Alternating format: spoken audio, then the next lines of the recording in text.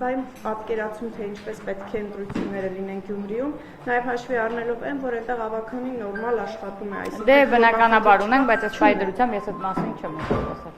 Ես ուզում եմ հասկանալ, կա սցենար, որը իշխանությունը ունի։ Դեռ ոչ, դեռ այդ մասին չեմ խոսում։ Իսկ կներեք, էլի, այսինքն սցենար չկա, թե չեք ուզում հանրայնացնել։ Միտքը կա, գաղափարը կա եւ հետագայում արդեն ընթացքը ցույց կտա։ Իսկ ինչու պետք է արտահերթ ընտրություններ լինեն Գյումրիում, Տիկին Ղազարյան։ Որովհետեւ տեսնում ենք, թե ինչպես է Գյումրիի քաղաքապետը ձախողել ողջ ընթացակարգը եւ մենք թե ձայնագրություններին ենք ականատես լինում, թե տեսնում ենք, թե ինչ ընթացք է գնում եւ հասկանում ենք, որ այնտեղ անհրաժեշտ են արտահերթ ընտրություններ։ Դե ձայնագրությունները կարող է իրավական պրոցես։ Դե իրավական պրոցեսները, իրավական պրոցեսները գնում են, բայց քաղաքը ահավոր վիճակում էր, ինչպես վարչապետը արդեն ասաց, մենք եղանք այնտեղ եւ տեսանք այս տարիների ընթացքում ինչքան քիչ աշխատանք է կատարվել, թեպետ հնարավորինս համահարթեցման շրջանակներում մենք բոլոր համայնքներին ֆինանսավորում տրամադրում ենք ըստ համայնքների առաջնահերթությունների եւ այլն, բայց քաղաքը արագ վերականգնման կարիք ունի, հետեւաբար նոր կառավարում պետքա լինի, որպեսզի կարողանան շատ լավ աշխատել եւ քաղաքը վերականգնել, որպեսզի այսպիսի խնդիրների առաջ չկանգնենք։ Եկեք դուք այսքան կարող եմ ասեմ, բայց դուք այնտեղ կոալիցիոն կառավարման ընթացքում ինչպես էր աշխատում Գյումրու ավականին, չէր աշխատում համարյա, ոչ մի բան ընթացակարգեր չէր, ոչ մի առաջարկ չէր ընդունվում եւ աշխատանքները առաջ չէին գնում, որի արդյունքում գնացինք նոր ընտրությունների, կոալիցիան խզվեց, որովհետեւ աշխատանքներ չէին կարողանում իրականացնել մեր ավականին։ Դե որ գնանք Գյումրիում փողոցներով քայլենք, չէ, դե լավ, եկեք չէ, ես չէի ասի, Թալին քաղաք ես մտել եմ շատ լավ է քաղաքում Կիրակի օրը եւ ինչ առումով էր ավելի ահավոր ասֆալտի առումով ես չեմ նկատել, ես ինքս Գյումրիում եմ եղել ու քայլել եմ, այնտեղ չեմ չէ, նորմալ չէ, եկեք ինքնախաբեությամբ ոչ միայն ճանապարհները, եթե ճանապարհները ակնհայտ ենք տեսնում, կա նաև այլ պրոցեսներ, որովհետև մենակ ճանապարհ չենք յուրաքանչյուր համայնքում վերականգնում կամ ասֆալտապատում չենք իրականացնում, կան շատ ծրագրեր, որոնք որ իրականում չկարողացանք կյանքի կոչել, թե նախորդ կոալիցիոն կառավարման ժամանակ եւ թե հիմա քիչ-քիչ եմ հիշում։ Ընտրությունների այս խառնաշփոթի հետ կապված ինչ կասեք, միահամուռ ընդդիմությունը պնդում է, որ ընտրությունները կեղծվել են եւ ապացույցներ են ներկայացնում թվերի հետ կապված, ինչի է այդպես ստացվել։ Շատ ծիծաղելի են հանգամանքը, որ ամբողջ այս նախընտրական քարոզարշավի ընթացքում աչքի են ընկել հատկապես ընդդիմության ընտրակեղծարարությամբ, ընդդիմությունն է աչքի ընկնել ընտրակեղծարարությամբ, մենք բազում ձայնագրություններ ընտրակաշարք տալու վերցնելու վերաբերյալ ականատես ենք եղել բոլորովս, բացահայտումները շարունակվել են, շարունակվում են այսօր, բայց նաև սիրելիս երեք պարզվեց, որ նաև մեր ձայները չեն հաշվարկվել եւ քանի մասամբ չէ, հենց մեր ձայներն են։ Տեսեք,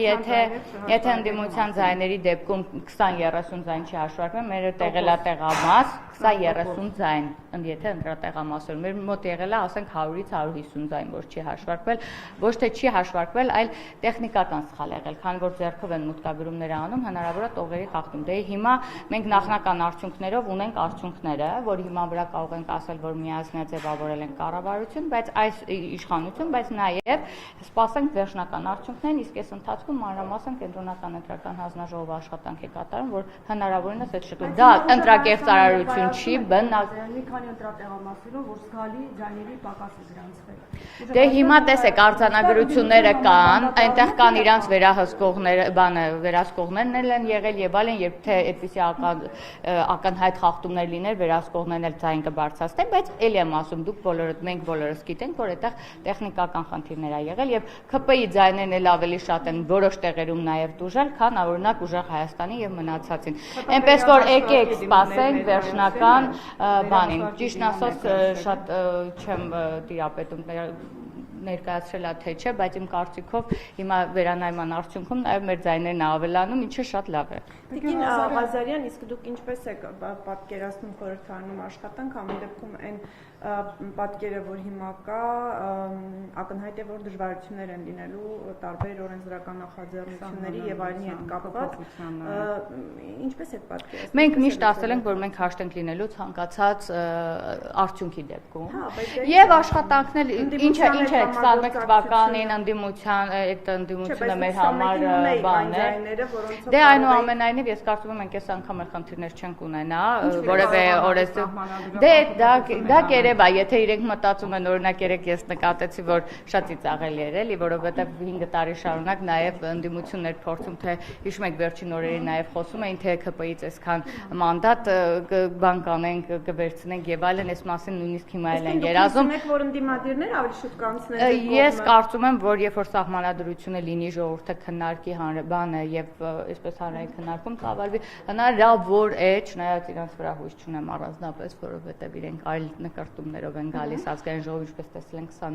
21 թվականին, հնարավոր է հետագա զարգացումների ընթացքում ով գիտի ինչ կլինի, հետեւաբար այսպես կախած, բայց ես կարծում եմ իրենք պետք է վախենան ազգային ժողովում դժվարություններից եւ ոչ թե մենք պետք է վախենանք դժվարություններից։ Ես չեմ կարող հիմա կանխատեսել ով կմիանա, ով չէ, բայց մենք, որ հաստատ մեզանից երբևէ չի եղել նման բան, հետեւաբար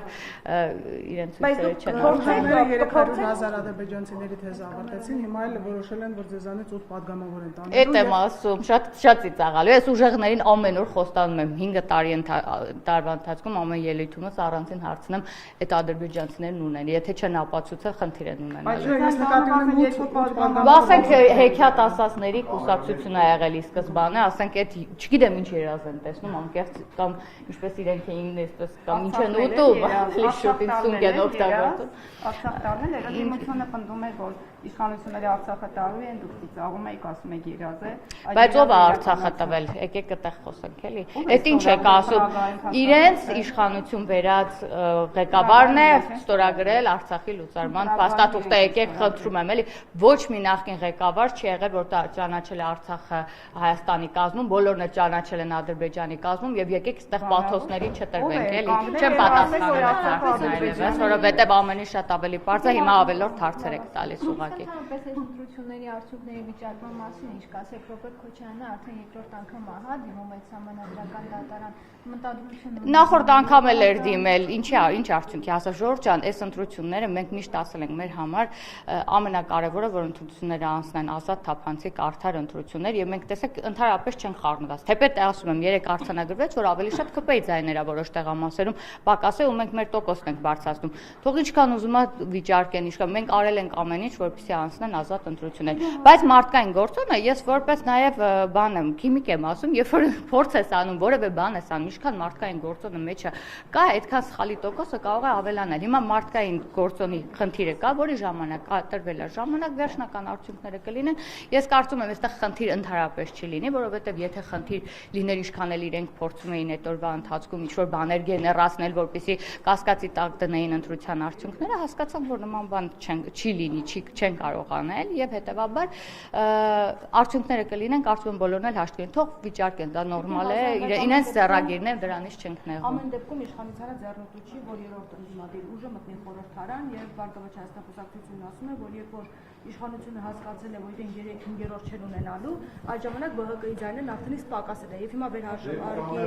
հետևանքով իրենք տեսնում են ընտրատեղամասում նույնիսկ 90 ձայն մեկ ընտրատեղամասում ավել է գրանցվել։ Այսինքն միտում են տեսնում, որ մենք ընդհանրապես նման տեսեք ամեն մարդ իր արշինով է չափում ամեն ինչ։ Խնդրում եմ, մենք առաջին անգամ չենք ընտրություն իրականացնում, առաջին անգամ չէ մեր իշխանության օրոք թե տիմերում, թե համապետական երկու ընտրություն է իրականացվել, որևէ նման խնդիր չի առաջացել, որևէ միտում չենք ունեցել։ Ես էլ եմ ասում, ես չի որ մեր ընդդիմության համար այս պահին ձևավորված 21 թվականի այնքան երջանիկ ենք, բայց երբևէ որևէ քվե, որևէ տեղ չի փոխվել, այնպես որ սպասենք արդյունքներին, ամեն ինչ պարզ կլինի, կգան, չեն գա, այդ էլ արդեն վերահաշվարկի արդյունքները պարզ կլինի, կարող է պարզվել, որ վերահաշվարկի արդյունքով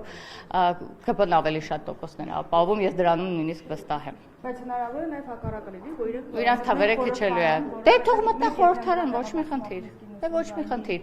մի խնդիր, արդյունքը ոնց կա, դրա հետ հաշտենք։ Ասում են, որ գործարքեք նույնիսկ առաջարկել Գագիկ Ծառուկյանին, նման բան չկա բնականաբար։ Նման բան չկա բնականաբար։ Տեսնունանկատմամբ նաև քրեական վարույթի նախաձեռնություն։ Սիրելիներս, մենք ի սկզբանե խոսացել ենք այդ մասին, որ հաշվի արդարի խնդիր չկա, այդ մարդը լրիվ հարկերից խուսափելու վերաբերյալ ունի քրեական գործ Ղազարյան, բայց երկու հարցը սպառել ես Շողիկ ջան։ Անցնենք մյուսների հարցերի պատասխանելու։ Անկամ կենտրոնական ընտրական հանձնաժողովը ժողովի համաձայնությունը չստացավ դատախազությունը եւ մեղադրանք առաջադրեց։ Ես չգիտեմ ինչի մասն ենք խոսում, ես գիտեմ որ այս պահի դրությամբ խնդիր ունի Գագիկ Ծառուկյանը հարկեր չվճարելու